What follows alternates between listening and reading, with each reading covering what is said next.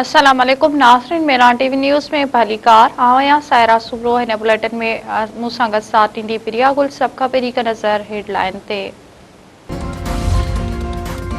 नाणे वारे वज़ीर मोहम्मद औरंगज़ेब चयो आहे त हलंदड़ साल माशी तरक़ी जो हदफ़ हासिल नथो थी सघियो। GDP शहर जो हदफ़ 4% हो पर 3.7% रहियो।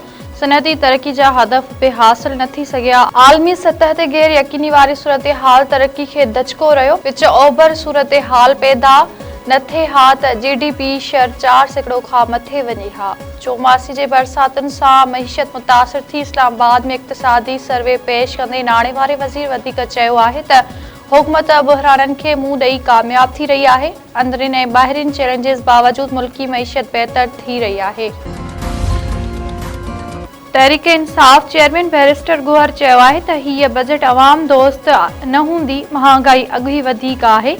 अवाम खां यूटिलिटी बिल्स वधीक वरिता पिया वञनि। अवाम खे रिलीफ मिलणु घुरिजे। मीडिया सां ॻाल्हाईंदे बैरिस्टर गुहर वधीक चयो आहे त सुभाणे ताईं पानी PTI सां हर सूरत में मुलाक़ात कराई वञे। मुलाक़ात न कराई वई त बजट इजलास जो बाइकाट कंदासीं। क़ौमी असेंबली जे speaker PTI member Iqbal Afridi खे बजट सेशन ताईं मुअतल करे छॾियो। मेंबरशिप मुअतल जी रिथ ऐवान में अक्सरियत राय सां मंज़ूर। इक़बाल आफ़रीदी खे ऐवान मां ॿाहिरि निकिरी वञण जो हुकुम। स्पीकर रियाज़ सादिक चयो आहे त इक़बाल आफ़रीदी मुंहिंजे स्टाफ ते हथु खंयो।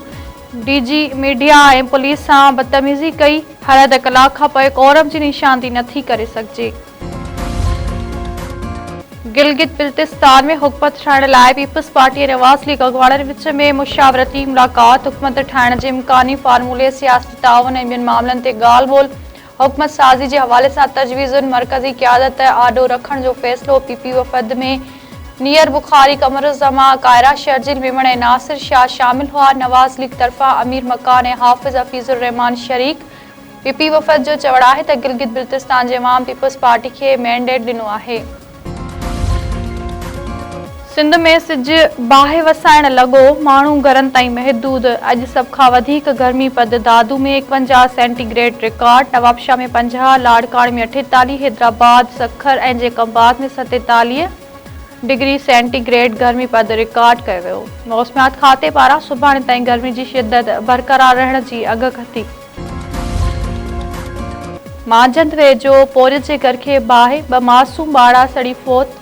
लाखा जे कचे में कखाएं घरनि अंदरि चुल्ह जी चिणग मां बाहि बड़की उथी। 3 वरियनि जो सूरज ऐं 5 सालनि जो नीतल दास कोहली सड़ी फौत। हिकु नींगरी ज़ख़्मी। वाक़े बैदि वारसनि में मातम बर्पा। मुतासिर ख़मीसो गोली मौच। मानी पचाइण दौरान संदसि घरवारी जी तबियत ख़राब थी पई। हू खेसि वठी अस्पताल आयो त पोयां घर खे बाहि लॻी वई ऐं ॿारहा सड़ी फौत थी विया।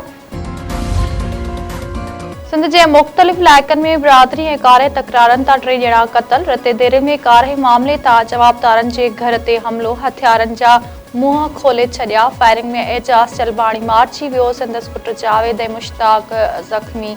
गुडू वेझो हथियारबंदनि जी फायरिंग। नौजवान रहमत अली दोलाणी मज़हारी क़तल। पुलिस मूजिबि वाक़े जे मुख़्तलिफ़ रुखनि खां जांच कई पई वञे। जवाबदारनि खे जल्द गिरफ़्तार कयो वेंदो। तोदापुर भरिसां हथियारबंदनि फायरिंग करे हिकु ॼणे खे क़तल करे छॾियो। बुडल विरोही तौरु सुञाणप। मक़तूल जो लाश ज़रूरी कार्रवाई बैदि वारसनि जे हवाले।